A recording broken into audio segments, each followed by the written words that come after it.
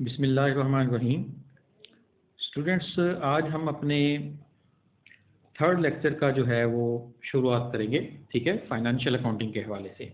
इस लेक्चर के अंदर हम अपने प्रीवियस लेक्चर को थोड़ा सा कंटिन्यू करेंगे और उसकी डिटेल को जो है वो डिस्कस करेंगे, ठीक है। इस लेक्चर के अंदर हम ये चीज़ें देखेंगे कि हम अपनी फाइनेंशियल इंफॉर्मेशन को कैसे रिकॉर्ड कर सकते हैं, ठीक है। और रिकॉर्डिंग के हवाले से हम सबसे पहला जो उसका स्टेप है उस चीज़ को हम देखेंगे कि अकाउंटिंग इक्वेशन वो क्या चीज़ होती है। ये हमने इसके बारे में थोड़ा सा पढ़ा था पीछे, ठीक है। अब हम उसकी थोड़ी सी प्रैक्टिस देखेंगे डिटेल के साथ में कि उसके अंदर कैसे फाइनेंशियल ट्रांजैक्शंस को जो है वो रिकॉर्ड किया जा सकता है, ठीक है। तो सबसे पहली जो चीज़ है इसके अंदर हम ये चीज़ देखेंगे कि लास्ट टाइम हमने पढ़ा कि ट्रांजैक्शन क्या चीज़ होती है। तो ट्रांजैक्शन के अंदर हमने ये चीज़ देखी कि if the financial position of business concern changes on the happening of an event which is measurable in terms of money, that event is regarded as a transaction in accounting, ठीक है। Transaction क्या चीज़ थी कि ऐसा कोई भी माली मामला, ठीक है, जिसकी वजह से बिजनेस की जो है वो पोजीशन के अंदर कोई भी रद्दोबदल होता है, कोई भी चेंजेस आती है, ठीक है। तो उसको, और जिस चेंजेस किस हवाले से आती है, इन टर्म्स ऑफ मनी, ठीक है, मयरेबल, जिसको हम जो है वो मयरेबल कर सकते हैं इन टर्म्स ऑफ मनी, उस इवेंट को हम कहते हैं कि ये ट्रांजैक्शन है। यानी कि कोई भी ऐसा लेन देन, कोई भी ऐसा माली मामला, ठीक है, कोई भी ऐसी ट्रांजैक्शन, कोई भी ऐसा इवेंट जिसकी वजह से कारोबार की फाइनेंशियल पोजीशन के अंदर कोई रद्दोबदल होता है, चाहे वो उसमें कोई कमी होती है, चाहे कोई इजाफा होता है, हम उसको कहते हैं ट्रांजैक्शन, ठीक है। इसकी दूसरी डेफिनेशन हमने पढ़ी कि a business event which can be measured in terms of money, ठीक है। बिजनेस इवेंट क्या होता है कि जिसको हम जो है पैसों के अंदर उसकी कैलकुलेशन कर सकते हैं, उसकी मेजरमेंट कर सकते हैं, ठीक है। तो उस चीज़ को हम कहते हैं कि ये एक बिजनेस इवेंट है, and which must be recorded in books of account is called a transaction, ठीक है। और उस बिजनेस इवेंट को हम कहते हैं कि जी वो ट्रांजैक्शन है, ठीक है। इसकी थर्ड डेफिनेशन के अंदर हम थोड़ा सा इस चीज़ को और भी मज़ीद देख लेते हैं कि इन अकाउंटिंग और बिजनेस टर्म्स एनी डीलिंग, ठीक है, कि अकाउंटिंग के अंदर या बिजनेस टर्म्स के अंदर जो है, हमने लास्ट टाइम भी डिस्कस किया, इसको डिटेल से डिस्कस किया कि कोई भी डीलिंग जो है between two persons involving money और a valuable thing is called transaction, ठीक है। कि कोई भी जो डीलिंग है दो इंसानों के दरमियान, दो ऑर्गेनाइजेशंस के दरमियान, या दो कंपनीज या कोई भी इंडिविजुअल जिनके दरमियान में जो है कोई अगर लेन देन होता है किसी भी किस्म का, जिसके अंदर जो है पैसों के हवाले से या वैल्यूएबल थिंग्स जो है इन्वॉल्व हों, जिनकी एक वैल्यू, खास वैल्यू जिसकी आप कैलकुलेशन कर सकते हो, उसको हम कहते हैं ये ट्रांजैक्शन है। अब ट्रांजैक्शन जो हैं वो दो तरह की होती हैं, ठीक है। ये हमने लास्ट टाइम जो है वो डिस्कस किया कि ट्रांजैक्शन जो हैं वो दो तरह की हैं, जिसके अंदर पहले नंबर पर आ जाती है आपकी कैश ट्रांजैक्शन। कैश ट्रांजैक्शन क्या होती हैं, कौन सी होती हैं कि when the money value of an event being purchase is paid, ठीक है, कि जिस वैल्यू को जो है परचेज किया जाए, किसी भी आइटम को जब हम परचेज करते हैं और उसकी जो वैल्यू है, उसकी जो पैसों की जो उसकी जो एक प्राइस है, एट द सेम टाइम उसको अगर हम पेड कर देते हैं, ठीक है ना, being purchase is paid at the same time, कि अगर हम उसी को जो है उसी वक्त पे कर देते हैं, when the item is exchange, ठीक है ना। क्या है कि जब आइटम को एक्सचेंज किया जाता है, तो उसका तबादला किया जाता है, जब उसको हैंड ओवर किया जाता है परचेजिंग पार्टी को, या उसकी जो सेलिंग पार्टी है वो आपको पेमेंट उसकी ऑन द स्पॉट कर देती है कैश की फॉर्म में, तो उसको हम कहते हैं ये कैश ट्रांजैक्शन है। और क्रेडिट ट्रांजैक्शन क्या होती है, if the payment is delayed, यानी कि अगर पेमेंट जो है उसमें डिले की जाती है टू अ फ्यूचर डेट, इसके ऊपर जो है हम फ्यूचर में कोई डेट डिसाइड कर लेते हैं कि जी फलां डेट को जो है उसकी पेमेंट अदा की जाएगी, और उसका आप जो है एग्रीमेंट आपका साइन हो जाता है, तो उस चीज़ को हम कहते हैं ये क्रेडिट ट्रांजैक्शन है। The transaction is termed as a credit transaction, उसको हम क्रेडिट ट्रांजैक्शन का नाम देते हैं। ठीक है, तो ये दो ट्रांजैक्शंस को हमने लास्ट टाइम भी डिस्कस किया था, उसकी कैश ट्रांजैक्शन और क्रेडिट ट्रांजैक्शन को भी हमने डिस्कस किया था, तो यहाँ पे मैंने कहा चलो इसको थोड़ा सा एक रिवाइज करवा देता हूँ। ठीक है, नेक्स्ट जो है आगे बात आ जाती है इवेंट की, कि what is an event. Event क्या चीज़ है, ये भी सेम लाइक अ ट्रांजैक्शन, इसको भी आपने उसी अंदाज में समझना है कि इन ऑर्डिनरी लैंग्वेज, अगर आप इसको आम जो आपकी जुबान है उसके अंदर अगर आप कहें तो कहेंगे जी event means anything that happens and it may be classified into two. ठीक है ना, मॉनेटरी इवेंट भी हो सकता है और उसको नॉन मॉनेटरी इवेंट भी हो सकता है। ठीक है, कि कोई भी जो है एक आम जो लैंग्वेज के अंदर अगर हम इस चीज़ को देखें तो वो क्या चीज़ हो सकती है कि कुछ भी जो अगर हैपन होता है, कोई भी मामला अगर सर अंजाम दिया जाता है तो उसको हम इवेंट का नाम देते हैं। अब अगर उसके अंदर उस इवेंट के अंदर अगर तो पैसों का कोई मामला था और उस पैसों का लेन देन हुआ जिसकी वजह से किसी की पोजीशन जो है, किसी कंपनी की, किसी शख्स की, किसी ऑर्गेनाइजेशन की चेंजेस आई उसमें, ठीक है ना, financial position of a person are known as monetary event. ठीक है ना, कि events which are related with money और measurable in terms of money which change the financial position of a person. ठीक है, कि जिससे किसी भी शख्स की फाइनेंशियल पोजीशन जो है उसके अंदर को रद्द बदल हुआ तो उसको हम कहते हैं मॉनेटरी इवेंट। और नॉन मॉनेटरी इवेंट कौन सा होता है, which are not related with money, जैसे कोई भी आप कोई काम करते हैं और वो जस्ट एक कह लें कि हॉबी के तौर पर, या कोई भी, जैसे मैं भी आपसे बात कर रहा हूँ तो ये भी एक काम है।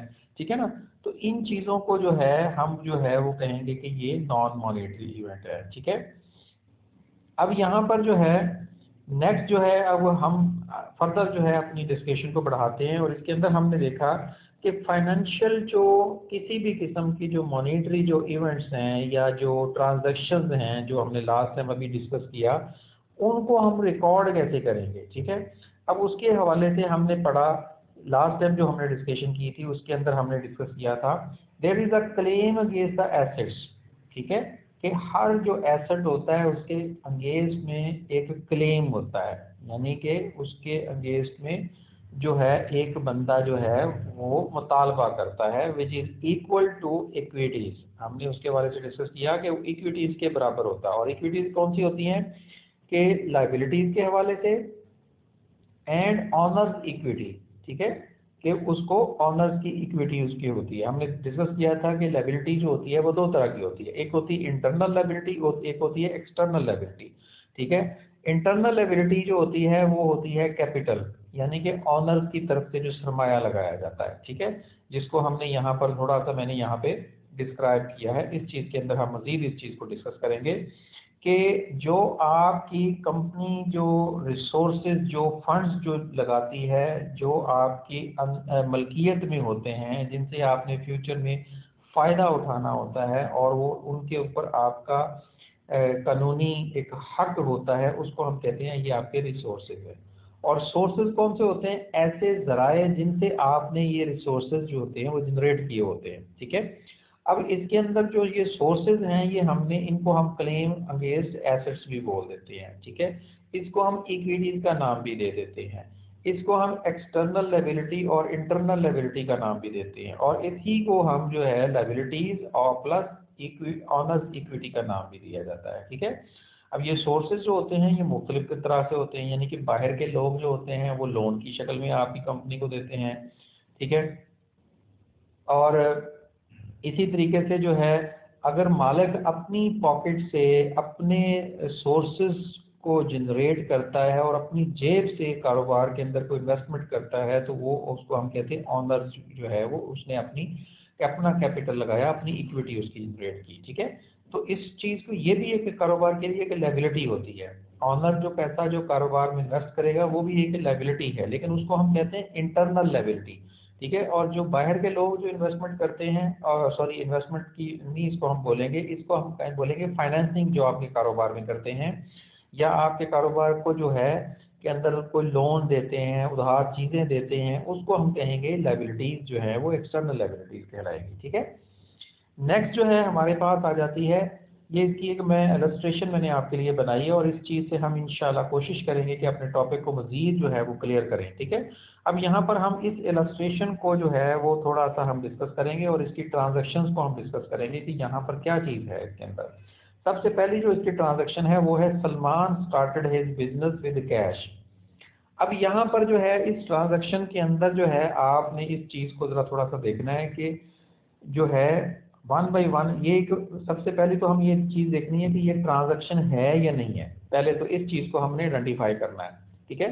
हमने लास्ट टाइम पढ़ा कि ट्रांजैक्शन की एक डेफिनेशन हमने पढ़ी, फिर उसके अंदर डेफिनेशन के अंदर हमने ये चीज़ डिस्कस की कि ट्रांजैक्शन होती क्या है। ट्रांजैक्शन के बारे में हमने ये देखा कि ट्रांजैक्शन ऐसी होती है जो उस चीज़ को हम ट्रांजैक्शन का नाम देंगे अकाउंटिंग के अंदर जिसके अंदर पैसे का कोई लेन देन होता है, जिसके अंदर फाइनेंशियल पोजीशन किसी भी कारोबार की चेंज होती है, चाहे उसमें कमी होती है चाहे उसमें इजाफा होता है, तो उसको हम ट्रांजैक्शन का नाम देते हैं। अब यहाँ पर जो है सलमान जो है ये कौन है, ये ऐसा बंदा है जिसने कारोबार को शुरू किया है। ठीक है। स्टार्टेड हिज बिजनेस, अपने कारोबार को शुरू करता है विद कैश। अब यहाँ पर देखें जी, ये कैश जो है वो कारोबार के अंदर इन्वॉल्व हो रहा है। मॉनेटरी वैल्यू के अंदर हम मेजरमेंट इसकी कर सकते हैं, मेजरमेंट इन मॉनेटरी टर्म्स हम इस ट्रांजैक्शन को हम ले सकते हैं कि ये इसकी पैसों के हवाले से मेजरमेंट इसमें हो रही है। ठीक है। और ये पैसा जो है वो कारोबार में वो इन्वेस्ट कर रहा है, और किस शक्ल में इन्वेस्टमेंट कर रहा है, वो अपना कारोबार शुरू कर रहा है। इससे पता चल रहा है कि सलमान कौन है, ये कारोबार का मालिक है। ठीक है। जो कि अपना कारोबार शुरू कर रहा है उसको हम कहेंगे कि ये मालिक है, ऑनर है, इसको हम ऑनर भी बोलेंगे। और ये जो कारोबार में पैसे इन्वेस्ट कर रहा है ये कहलाएगी इसकी ऑनर्स इक्विटी। तो अगर हम इसकी इक्वेशन बनाएंगे तो एक तरफ हम इसको नेक्स्ट स्लाइड के ऊपर मैं इसको थोड़ा सा आपको ले जाके फिर वापसी हम आते हैं। जैसे यहाँ पर सबसे पहले जो इसमें जो पहली ट्रांजैक्शन है उसी के अंदर 1 लाख रुपए की है। देखें जी जो है ना, हमने थोड़ा सा इसको कैसे रिकॉर्ड कर रहे हैं उस चीज़ को हम देख रहे हैं। जैसे यहाँ पर जो है ये हमने कैश लगा दिया सलमान का, एक तरफ हमने कैश कारोबार के अंदर आ रहा है, इंक्रीज हो रहा है कैश कारोबार के अंदर, हमने इसको प्लस कर दिया। दूसरी तरफ हमारी एक इंटरनल लायबिलिटी भी जनरेट हो गई। ठीक है। तो हमने अभी पीछे इक्वेशन को डिस्कस किया कि assets is always equal to the liabilities, ठीक है, प्लस ऑनर्स इक्विटी। तो यहाँ पर जो है आप देखें कि दोनों चीज़ें आपकी डबल ट्रांजैक्शन, आपने पीछे पढ़ा कि एक हर ट्रांजैक्शन का डबल इफेक्ट होगा। ठीक है। जिसको हम डबल एंट्री सिस्टम भी बोल देते हैं, इसको हम आगे जाके मजीद डिटेल से डिस्कस करेंगे। ठीक है। तो यहाँ पर ये है, देखें कैश एक तरफ हमारे पास आ रहा है, उसी के एसेट, और ये हमारे लिए एक एसेट बन रहा है। ठीक है। उसी के अगेंस्ट में जो है एक क्लेम्स भी हमारे पास आ रहा है, जिसको हमने पढ़ा था कि क्लेम्स अगेंस्ट एसेट जो है। तो क्लेम किस चीज़ का है कि मालिक जो है वो क्लेम कर सकता है अपने पैसे के हवाले से, ये जो 1 लाख के लिए। ठीक है। तो ये भी एक चीज़ है। अब नेक्स्ट ट्रांजेक्शन के ऊपर हम जाते हैं, वो है परचेज फर्नीचर फॉर कैश, कि फर्नीचर जो है वो परचेज किया गया है। ठीक है। अब यहाँ पर भी 2 आइटम हैं। ठीक है। जिन चीज़ों को आपने देखना है, सबसे पहली चीज़ है कारोबार के अंदर फर्नीचर आ रहा है, ये एक एसेट्स है। ठीक है। कारोबार यानी कि फर्नीचर क्या चीज़ है, एसेट की हमने डेफिनेशन पीछे पढ़ी। अब आपने आपकी जितनी भी डेफिनेशन है वो यहाँ पे रिपीट होंगी, तो आपने अपनी डेफिनेशन को जहन के अंदर रखना है। तो फर्नीचर क्या चीज़ होती है, ये एक एसेट है। अब इसको हमने कैसे एसेट एवेल्युएट किया, इस तरीके से एसेट वैल्यू किया कि फर्नीचर जो है ये कारोबार की एक तो मलकियत में आ रहा है, सेकेंडली जो है इसने फ्यूचर में कारोबार को जो है फ़ायदा देना है। ठीक है। तो इस वजह से हम इस चीज़ को कह सकते हैं कि ये एक एसेट है, एसेट की डेफिनेशन के ऊपर पूरा उतरता है, तो इसलिए हम इसको कहते हैं ये एसेट है। सेकेंडली जो है दूसरा भी एक एसेट है, कैश। कैश जो था वो भी कारोबार की एक मलकियत थी। ठीक है। और वो भी कारोबार को फ़ायदा देता है। ठीक है। तो इस चीज़ के वो भी एक एसेट ही है। अब दोनों तरफ आपके एसेट, एक एसेट में इजाफा हो रहा है, दूसरे एसेट में कमी हो रही है यहाँ पर जो है। ठीक है। परचेज फर्नीचर यानी कि एक एसेट जो है हमारे पास आ रहा है, खरीद रहे हैं हम, और दूसरी तरफ कैश हमें देना भी पड़ रहा है। ठीक है। तो इस चीज़ को अगर अकाउंटिंग इक्वेशन के अंदर रिकॉर्ड करेंगे तो क्या करेंगे, दोनों यानी कि चीज़ें जो हैं ये एसेट साइड के ऊपर ही हमारे रद्द-बदल आएगा। और इसकी दूसरी जो लायबिलिटी साइड है, क्योंकि इसमें कोई लायबिलिटी जो है वो जनरेट नहीं हो रही, तो इस वजह से हम लायबिलिटी साइड के ऊपर जो है किसी किस्म की कोई चेंजेस भी नहीं आएगी। तो ये देखिए, एक तरफ कैश के अंदर कमी हो रही है जिसको हम माइनस कर रहे हैं, और दूसरी तरफ फर्नीचर जो है हमारे पास एसेट एक जनरेट हो रहा है, उसके अंदर हम प्लस कर रहे हैं इस चीज़ को, ठीक है। फिर हम अपनी प्रीवियस ट्रांजैक्शन के ऊपर जाते हैं और यहाँ से जाकर देखते हैं नेक्स्ट क्या कहता है। नेक्स्ट थर्ड जो है उसके अंदर कह रहा है परचेज गुड्स फॉर कैश। अब यहाँ पर भी दो अकाउंट हमारे जो है वो इन्वॉल्व हो रहे हैं और ये भी एक ट्रांजैक्शन है, क्योंकि सब के अंदर पैसों की इन्वॉल्वमेंट है, तो ये सारी ही आपकी ट्रांजैक्शन कहलाएंगी, ठीक है। चूँकि जो है हमारे पास टाइम शॉर्ट है, तो मैं इसलिए बार बार इन चीज़ों को रिपीट नहीं करूँगा, तो आपने इन चीज़ों को थोड़ा सा डिटेल से समझने की कोशिश करनी है, ठीक है। परचेज गुड्स फॉर कैश जो है इसमें क्या चीज़ है कि एक तरफ जो है हमारे पास कैश की कमी हो रही है, कैश हम दे रहे हैं, नकद पेमेंट कर रहे हैं, और दूसरी तरफ चीज़ें हम खरीद रहे हैं। तो यानी कि हमारे पास क्या चीज़ होती है, यहाँ पर भी दो अकाउंट जो है वो इन्वॉल्व हो रहे हैं, ठीक है। तो यहाँ पर भी जो है हम इस चीज़ को जो है वो किस तरीके से रिकॉर्ड करेंगे अपनी अकाउंटिंग इक्वेशन के अंदर। ये देखें जी, यहाँ पर जो है 25,000 रुपये की कैश के अंदर जो है वो कमी हुई, ठीक है, और 25,000 जो है की चीज़ें हमारे पास परचेज हुई। तो एक ही साइड पे, चूँकि इसमें भी किसी किस्म की कोई लायबिलिटी नहीं बन रही थी, कोई यानी कि ऐसी पेमेंट नहीं थी जो आपने इसके अगेंस्ट में अदा करनी है, आपने नकद पेमेंट अदा कर दी तो आपकी कोई लायबिलिटी भी नहीं बनी। लायबिलिटी क्या बेसिकली होती है कि ऐसे वाजबात होते हैं जिनको फ्यूचर में कारोबार में अदा करना हो, तो उसको हम लायबिलिटी बोलते हैं, ठीक है। अब चूंकि यहाँ पर वाजबात तो कोई ऐसे थे नहीं, ठीक है, आपने नकद पेमेंट कर दी, तो इसलिए किसी भी किस्म की कोई लायबिलिटी जनरेट नहीं हुई। तो दोनों तरफ जो है एसेट के अंदर एक एसेट में इजाफा हो गया, दूसरे एसेट के अंदर जो है वो कमी हो गई, ठीक है। नेक्स्ट जो है फिर हम अपनी नेक्स्ट ट्रांजैक्शन के ऊपर जाते हैं, वो है paid transportation on goods purchase 1000, ठीक है, कि चीज़ें जो है वो अपना परचेज की हैं। अब paid transportation on goods purchased, ठीक है, चीज़ें खरीदने के लिए आपने ट्रांसपोर्टेशन का खर्चा आपने बर्दाश्त किया।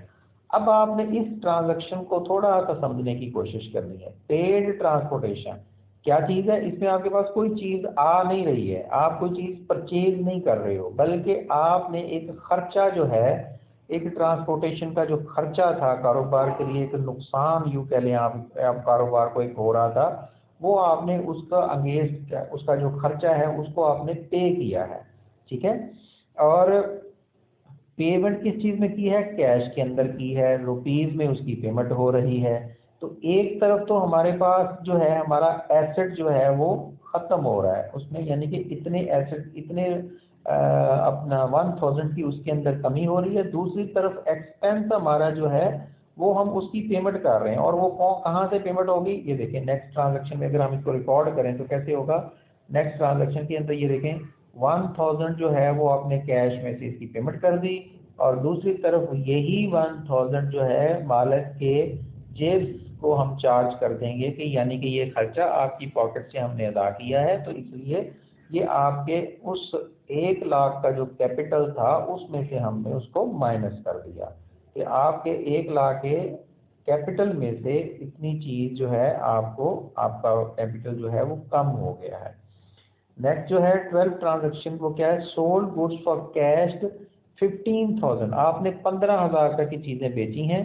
अब कॉस्टिंग रुपीज़ 11,000, जिनकी वैल्यू जो थी, जिनकी लागत जो थी वो 11,000 की थी, यानी कि 11,000 की चीज़ें आपने 15,000 रुपये में बेची हैं। अब आपने यहाँ पर थोड़ा सा समझने की कोशिश करनी है। पहली तो ये चीज़ है कि कॉस्टिंग ऑफ रुपीज़ 11,000, इसका मतलब है कि हमारे पास से 11,000 रुपये की चीज़ें गई हैं। तो गुड्स के अंदर जो है, जो आपकी चीज़ें हैं, गुड्स जो हैं उनके अंदर जो है 11,000 रुपये का जो है उसमें कमी हुई है, और दूसरी तरफ जो है जो आपने उनकी जो अपना कैश जो है हमारे पास कितना आ रहा है, 15,000 रुपये का आ रहा है। अब इन दोनों का एक डिफरेंस है जिसके अंदर, यानी कि अगर हम सादा ज़बान में देखें तो ये आपको 4,000 रुपये का फ़ायदा भी साथ में हो रहा है, मुनाफा हो रहा है, ठीक है। अब इसको आपने कैसे करना है, यहाँ पर आपने पिछली ट्रांजैक्शन के अंदर देखें ऊपर ट्रांसपोर्टेशन चार्जेस को आपने किसको चार्ज किया था, कैपिटल को चार्ज किया था, यानी कि मैं ये नेक्स्ट स्लाइड के ऊपर जाके आपको समझाता हूँ। यहाँ में ये देखें 15,000 रुपये आपने आपके पास से कैश जो है वो आया, ठीक है, चीज़ें आपने 15,000 रुपये की बेची, आपने कैश के अंदर 15,000 रुपये ऐड कर दिया। चीज़ें आपके पास से 11,000 रुपये की गई थी, उतनी ही वैल्यू आपने उसमें से माइनस करनी है, ठीक है। और फिर नेक्स्ट जो है, जो उन दोनों का जो डिफरेंस था, यानी कि जो प्रॉफिट है, प्रॉफिट हमने लास्ट टाइम जो ट्रांसपोर्टेशन देखें खर्चा था, वो हमने मालिक के कारोबार उसमें से सरमाए में से उसको माइनस किया था। अब इसी तरीके से अब चूंकि मुनाफा हो रहा है, प्रॉफिट हो रहा है, तो वो जो 4,000 है वो आपने मालिक को आपने उसके अकाउंट के अंदर ऐड कर देना है कि ये आपको हम दे रहे हैं, आपको मुनाफा हुआ इतने वैल्यू का, ठीक है। नेक्स्ट ट्रांजैक्शन के ऊपर चले जाते हैं। नेक्स्ट जो है वो कहता है जी कि sold goods purchase goods on credit basis for 15,000, ठीक है। 15,000 रुपये की चीज़ें जो हैं वो आपने बेची हैं, ठीक है, खरीदी हैं। किस चीज़ के ऊपर? ऑन क्रेडिट बेसिस, उधार के ऊपर चीज़ें खरीदी। अब आपने यहाँ पे चीज़ें आपके पास आ रही हैं, ठीक है, गुड्स आपके पास आ रही हैं। अब आपने इसके बदले में कोई कैश पेमेंट नहीं किया, उधार पे खरीदी है। तो अब यहाँ पर जो आपने ट्रांजैक्शन के अंदर देखना है कि कौन से इसमें अकाउंट्स इन्वॉल्व हैं। इसके अंदर ये देखें, दो अकाउंट्स इन्वॉल्व हैं। एक तो आपके पास जो है चीज़ें आ रही हैं, ठीक है, ये 15,000 रुपये की चीज़ें आपके पास आ रही हैं।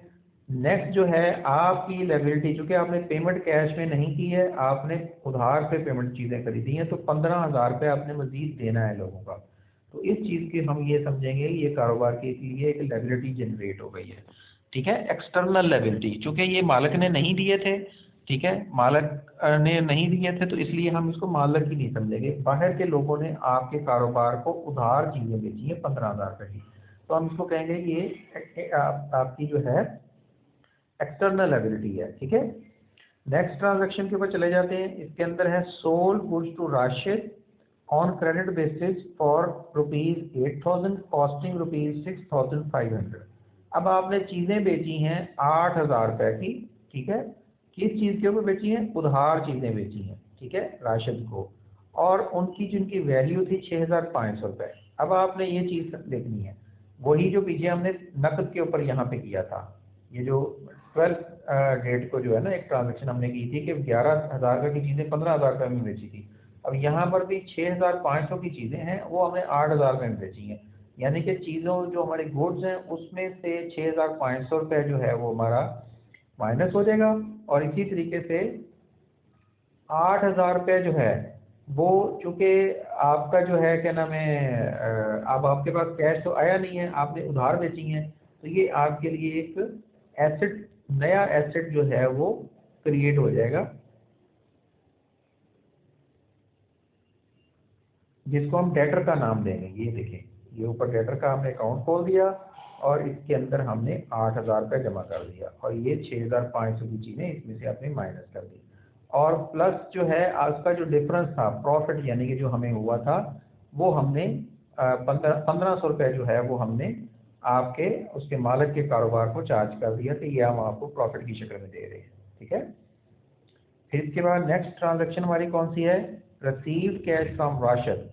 4,000 जो है वो आपने राशिद से, जो आपका डेटर था, ये पिछली जो ट्रांजैक्शन के ऊपर जो 19 तारीख को एक ट्रांजैक्शन हुई है जिसमें आपने चीज़ें उधार जो है उसको बेची थी, उसने उस 8,000 रुपये में से 4,000 रुपये आपको कैश जो है वो पेमेंट कर दी है, ठीक है।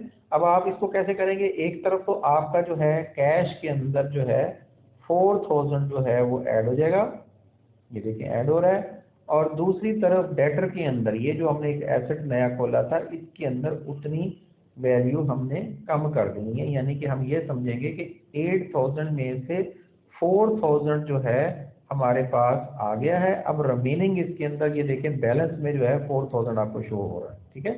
अब हम नेक्स्ट ट्रांजेक्शन के ऊपर फिर चले जाते हैं। नेक्स्ट ट्रांजैक्शन क्या है? कैश पेड टू क्रेडिटर्स ₹9,000, ठीक है। तो यहाँ पर 9,000 रुपये जो है हमने, ये जो पीछे हमारी एक लायबिलिटी थी, ये जो कहाँ पे लायबिलिटी है आपकी, सॉरी, ये जो 15 तारीख को ट्रांजैक्शन है ना ये वाली, इसके अंदर जो है इसी के अंगेंस्ट में आपने समझ लें 28 तारीख को 9,000 रुपये की पेमेंट कर दी है। तो एक तरफ आपके पास कैश जो है वो उसकी कमी हो रही है, दूसरी तरफ क्रेडिटर्स की भी कमी हो रही है, यानी कि जिन लोगों के आपने 15,000 रुपये देने थे उसमें से 9,000 आपने दे दिया है। तो यहाँ पर अगर आप इस ट्रांजैक्शन को देखें तो आपके पास जो है ये देखें 28 तारीख को 9,000 रुपये की पेमेंट हो रही है और इधर आपने 15,000 रुपये में से 9,000 मजीद आपने माइनस कर दिया। इतने लोगों को 15,000 देने थे, उसमें से आपने 9,000 दे दिया है, रिमेनिंग अब आपने 6,000 पेमेंट करनी है। ठीक है, आखिरी ट्रांजैक्शन हमारी क्या है, paid rent and salaries for the month of ₹4,000। ठीक है, तो आपने 4,000 रुपये जो है वो खर्चा आपका हुआ है किस खाते में, रेंट में और सैलरीज में। ठीक है, तो 4,000 रुपये की आपने पेमेंट की है।